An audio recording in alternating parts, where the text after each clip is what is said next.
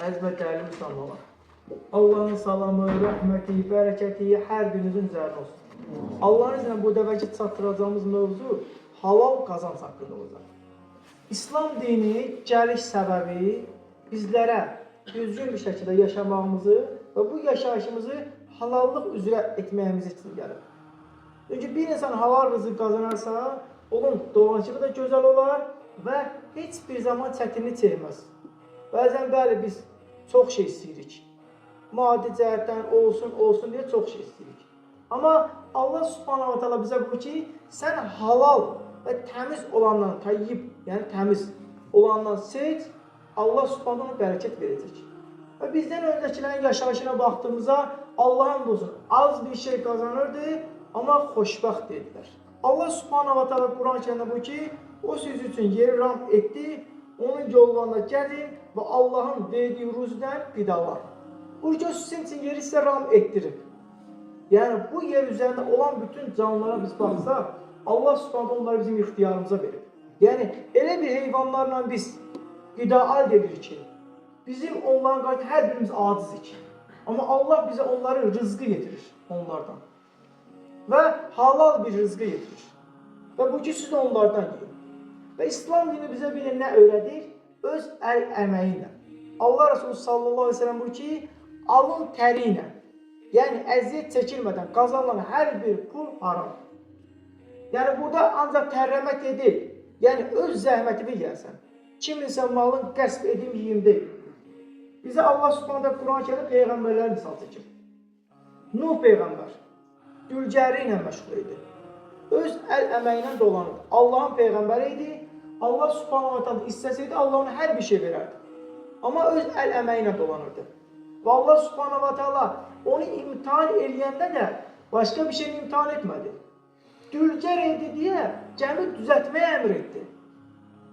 Bir şeydə həmişə ağlımıza saxlayaq ki, biz nəydən imtihan oluruqsa, onu başara bilirik deyə ondan imtihan oluruq. Çünki Allah subhanahu wa ta'ala nə buyurur? Heç bir qula daşıya bilməyəcək yük verilməz. Nuh peyğəmbər dülgəri ilə məşğul idi deyə marangozluqla. Allah subhanahu ta'ala gəmi düzəltməyə əmr etdi. Çünki o işi başarır. Və Allah subhanahu ta'ala Davud əleyhissalama çox iri cüssəli bir peyğəmbər idi. Və ona nə buyurdu? Ona deyir, biz Davuda dəmiri verdik. Onunla deyir, həlqələr düzəltdi və ondan zirehlər əldə etdi. Biz deyir, dəmiri onun ixtiyarına verdik. İri cüssəli bir insana deyə ona verdi. Həzrəti İsa əleyhissalamın biz həyatına baxdıqda İsa əleyhissalam o qədər iri cüssəli bir şəxs olmayıb. Allah subhanahu dəmiri ona verməyib. Dəmiri kimə verir? Davud əleyhissalama. Çünki iri cüssəli bir adam idi. Onu necə idarə edəcəyini bilirdi. Və Davud əleyhissalam öz əl əməyi ilə çörəyi qazandı. Və bizim sevimli peyğəmbərimiz Muhammed sallallahu aleyhi ve sellem Məkkədə çobanlıqla məşğul idi. Ticarət və çobanlıqla. Pul qarşılığında əmisinin qoyunlarını güdürdü ki, halal rızqısını qazansın. Çünki Allah subhanahu wa ta'ala bərəkəti halala verir, harama deyil. Və Peyğəmbər sallallahu aleyhi ve sellem buyurur, sizdən də birisi ipin alıb gelib məşədən odun gətirib satması, o əziyyətin də savabı kim nəsə istəməkdən daha üstündür. Hətta bir gün Allah Resulü sallallahu aleyhi ve sellem oturur, bir sahabə gəlir. Həzrət Peyğəmbər sallallahu aleyhi ve sellemlə görüşür. Həzrət Peyğəmbər buyur ki, sənin əlin niyə belə sərtdir? Buyur ki, ey Allah, sizi incitdimsə bağışlayın. Bir sahabə narahat olur, Allahın Həbibini narahat edir deyək ki, əlinin çobutduğu. Deyir ki, ey Allah, sizi incitdim deyə bağışlayın. Deyir, sənin əlinin çobutduğu niyə belədir? Bunun səbəbi nədir? Deyir ki, ey Allah, mən çox kasıb bir sahabiyəm. Mən deyir, meşəyə gedir, oradan odun gətirir, onu satır, onu ailəmi dolandırıram. Artıq qalananda Allah rızası üçün sədəq olaraq verirəm. Həzrət Peyğəmbərimiz sallallahu aleyhi ve sellem deyir, onun əlini qaldırır haviyə. Buyur ki, vallahi deyir, bu əli cəhənnəm odu yandırmaz. O əl ki, Allah rızası üçün rızq qazanır, evlatların, ailəsinin dolanışığını təmin edir, dilənçiliyə, insanlardan bir şey istəməyə əl atmırsa, o əli deyir, cəhənnəm odu yandırmaz. Allah subhanahu ta'ala Quran-Kərimdə buyur ki, işləyin, Allah da, onun Rəsulu da, İnsanlar da sizin nə iş gördüyünüzü bilir. Yəni mən bir iş gördüm, bunu heç kim bilmədi yox. Allah nə buyurur? Deyir, siz işləyin. Deyir, işləyin. Əmr babındadır. Allah da, Rəsulu da və insanlar da sizin nə iş gördüyünüzü bilir. Siz Allah rızasını görün. Hətta bir gün bir sahabə Allah Resulü sallallahu aleyhi ve sellem'in önündən keçir, yanında oturan bir sahabə bu ki, ey Allah Resulü, bu çox iri cüssəli bir şəxsdir. Bu cüssəsin İslam yolunda sərf etsə gözəl olmazmı? Cihada gedib döyüşsə, bu iri bədəni ilə gözəl olmazmı? Həzrəti Peyğəmbərimiz sallallahu aleyhi ve sellem buyurur ki, əgər bu insan kiçik yaşında uşaqların dolandırmaq üçün yola çıxıbsa Allah yolundadır. Yaşlı atasını dolandırmaq üçün yola çıxıbsa Allah yolundadır.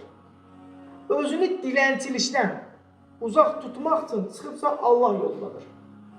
Bunlar deyil, mənim pulum olsun, mən qüdrətli olum deyə yola çıxıbsa şeytan yolundadır. Onun iri cüssəsi nə qədər bu yoldadır, Allah yolundadır.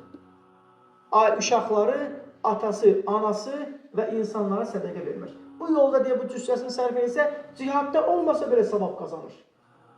Amma mənim pulum çox olsun, insanlara əzim deyə bir cihada yola çıxıbsa, bu insan bil ki, şeytanın yolundadır. Və Allah subhanahu ta'ala Quran-ı Kərimdə nə buyurur? Namaz qıldıqdan sonra yer üzərində yayılın və Allahın lütfündən rüzü axtarın. Allah subhanahu ta'ala ibadətdən sonra rızqı dalıcan çıxır. Amma başqa nə buyurur? Təmizlindən yiyəsiz. Və bunu izah edəcək təfsir alimlərimiz buyurur ki, mən rızqı dalıcan çıxıram. Namazımı çatdıramadım, o rızqı halal rızqı deyil. Mən namazı bıraxıb rızqı qazanır, o rızqı halal rızqı deyil. Çünki Allah subhanahu nə buyurur? Cümə günü namazı çağrıldığınız zaman alış-verici bıraxın və namaza tələsin.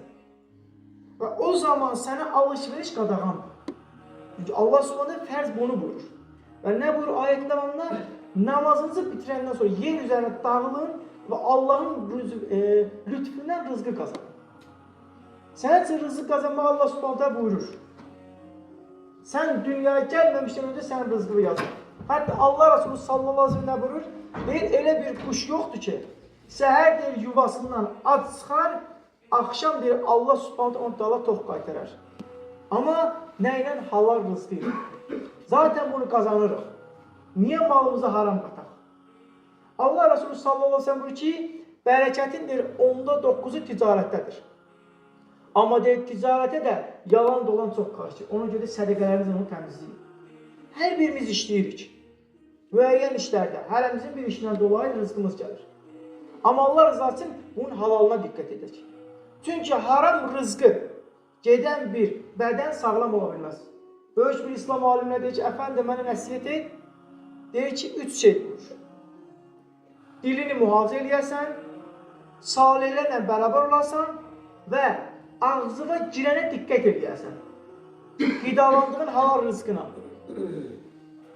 Əgər o halal rızqı deyilsə batarsan. Əbu Bakır radiyallahu anh xidmətçisi bir gündə Əbu Bakır radiyallahu anh çox ac idi. Evinə gəlir və evində bu köləsi bu üçün yemək pişirir. Əbu Bakır radiyallahu anh soruşmadan deyir yeməkdən başlayır yeməyə. Üzr istəyirəm. Yeməyi bitirəndə xidmətçisi deyir ki, ey Əbu Bakır, sən soruşmadın bu hardan gəldi? Bu ki, vallahi azlıq səbəbindən soruşmağa vaxtım belə olmadı. Bu ki, Əbu Bakır, cahiliyyət dönəmində mən fala baxmaqla məşğul idim. O zaman deyir, bir insan falına baxmışdım, amma pulunu verməmişdi. Onun deyir, pulun gətirdi verdi, o pula deyir, aldım bu ərzaqı. Əbu Bakır radiyallahu anh deyir, nə yemişsə hər birini əlin salır və qaytarır. Hətta deyir, o səviyyə gəlib çatır ki, artıq pis vəziyyət düşür. Xidmətçi bu ki, Əbu Bakır, özünü həlak eləyəsən. Deyir, o haram dikər. Mənim qursağımda qalmasına heç vaxt razı olmaram. Ölməyə razıyam, amma qursağımda deyil. Çünki haram rızqı bizim evlatlarımıza sirayət edir. Əgər sən haram rızqı ilə evlat bəsləmisənsə, salih ola bilməz. Vallahi ola bilməz, tallahi ola bilməz. Sən imtihan ondansa bil ki, bunun rızqı halal deyil. Mən qazanım o yesin xeyr. İslam deyir ki, halalından ver. Böyük bir İslam alimin yanı nəsiyyətə gəlirlər. Bu ki, əfəndi bizim üçün nəsiyyət et, deyir, evlatlarına halal rızqı yedizdir, o sizin üçün nəsiyyət olaraq kifayət edir. Əsas olaraq qidamızdır. Çünki vücudu ayaqda saxlayan qidadır. Allah Resulü sallallahu aleyhi ve sellem buyurur, deyir, belinizi dik saxlayıb, namazda duracaq qədər qida əldə etməniz sizə kifayət edir. Artıq xeyr. Başqa əslində buyurur, yiyəcəyinizdən və giyəcəyinizdən artıq heç istifadə edə bilmirsiniz. Niyə bunun haramını əldə edirsiniz? Deyir, Adəm oğluna bir vadi dolu qızıl verirsə, ikincini də istəyər. Adəm oğlunun gözünü yalnız torpaq doyurur. Yəni, sən nə qədər istəsən alasan, amma bu alıb axırda kimə qalacaq? Böyük bir şəxs var idi, bizə bir nəsiyyət etdi yaxın vaxtlarda. Allah Subhanahu onun ömrünə bərəkət versin. Malın mülkün Allah rızası üçün sədəqə edirdi. Soruşduq ki, evlatlar üçün saxlasın, deyir, xeyr. Mən qazanmışam, qoy özüm xərcləyim, cənnətimi qazanım. Evladım özü qazanıb, cənnətini də qazanır. Əgər mən ona mal mülk bıraxsam, fəlakə vuracaq. Əhməd ibn Həmbələ deyirlər, evladını nə saxladın? Evladıma heç bir şey saxlamamışam. Deyir, evladıma iman deyə bir neymət saxlamışam. Evladıma mən halal rızqı yedizdirmişəm və o da halal bir şəkildə yaşayacaq. Birinci növbədə özümüz və evladlarımıza bunu diqqət edək. Çoxuna deyil, vallahi heç kim acından ölməyib indiyə qədər. Bizim bölgədən qəsd etdiyimiz. Amma çoxun gətirib, haram olub, sabah günü asi olmağındansa azın gətirib şükür edən bir qul olsun. Allah Subhanahu wa ta'ala birinci ön nəfsimə, sonra sizlərə daima Allah rızası üçün halal rızqı qazanır. Özümüzə, zürriyyətimizə halal rızqı yedizdirən bir qullar deməsin. Allah Subhanahu bizi ömrümüzü, canımızı, gəncliyimizi bu din uğrunda əziyyətə qatlaşıb, bu dinin ucalması üçün əziyyət çəkən bir qullar deməsin.